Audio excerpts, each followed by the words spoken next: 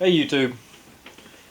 Was going to get a little bit done today outside. Had some work I've been putting off all. It was a pretty weekend and I was lazy and just goofing off. Had all the intentions of the world getting some stuff done and then it rained. So, well, since I can't work outside, I'm going to work inside. So, doing a little loading some 9mm up today. Um, and it just figured I'd kind of do a review since the press I'm using here is a Square B Deal. I can make that Square B Deal. It's a weird name. Great press, yeah, Square Deal B.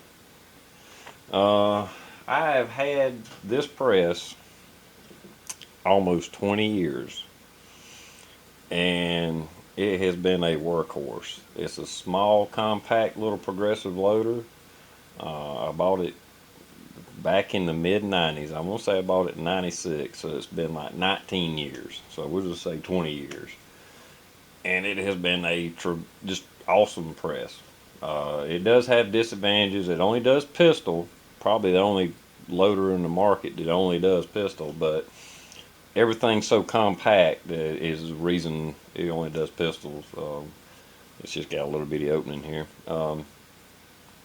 When I bought it, it was probably in a 250 range or something like that, but it was still a lot of money because that was in the 90s. You know, that was a lot more money. That was actually countering inflation. It was probably more money then than it is today. But anyway, it does have proprietary dies, but it's because they're so compact. That's the dies. They're teeny little things. They're not standard. Um, I got 45 ACP and 9mm. So ever since around 96, every 9mm and 45 I've shot has been loaded on this. I would dare say that it's loaded 15 or 20,000 rounds of ammunition. I mean, in 20 years, because I'm not the only one that uses it. My buddy that I reload with, he uses it too. So he'll borrow it, which I don't have it mounted down, bolted to this desk. It's actually bolted to a piece of wood, and then I just C-clamp it to the desk so I can take it off and put a single stage if I'm sizing bullets or something else, or loading 8mm or something where I don't have a progressive setup. I'm using single stage, so I made this kind of mobile. And so he's loaded thousands of rounds with it too. The only thing that I've had happen to it, other than one time I broke something on it. Gosh, anyway, is this spring plate broke and the little spring down here broke. Called them up, sent me a new one, no questions asked, no big deal. And I'm gonna have to hand up here. This little primer alarm, which is awesome that it's there because it works good. Unless you know when you run out of primers. A little alarm that lets you know you need to reload primers.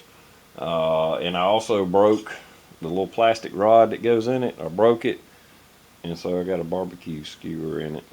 It works just as good. So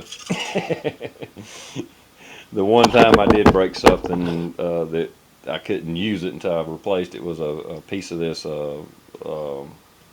powder measure, powder drop. I had it adjusted down too much. I don't know what was going on, but anyway, it bounded up and it broke a part of it. And and I told Dillon when I called him, hey, I broke it. I had my adjustments wrong. It bounded up and I broke it. No problem. They sent me a new one. And that's been true with any of the companies that I've dealt with. RCBS, Dillon. Seemed like I get Lee. Maybe I had a problem one time and they sent me something, but they're all been awesome. They all have always had excellent customer service. I was running my mouth and I forgot to put a bullet on that one. Anyway,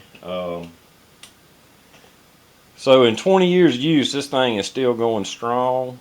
Works like a champ. I highly recommend it. If you know you'll never load rifle cartridges and want a progressive press. That is the only disadvantage. I think it is worth the few extra bucks, 50, 70 bucks to get the 550 from Dillon or whatever brand you want to buy. I mean, because once you just look at that. time you pull the handle, bam, cartridge, bam.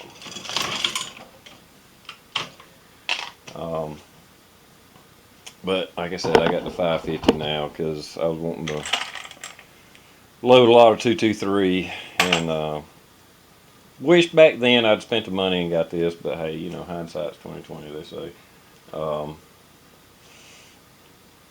I went with a Dillon, not the RCBS or Hornady or whatever, just because I know 20 years of use of this thing's still going strong. And I just had to stick with Dillon just because, hey, I know their products work. You know, I'm sure all the other ones do too, but this has been an awesome little press. I mean, like I said, 20 years I've been pulling the handle on this thing, and it's still going strong. So I can highly recommend Dillon products, which I'd recommend really any of the. I mean, even Lee. I have a lot of Lee products. Um, but when it comes to the progressive press, which all I have, well, I can't say that. Anyhow, I know the Dillon works great. I had a Lee progressive that I didn't like too much. I actually it was laying in the floor behind me because it just didn't work good. The priming system sucked on it. But anyway, 20-year review. Dillon Square Deal B, still going strong. See you, YouTube. I got loading to do.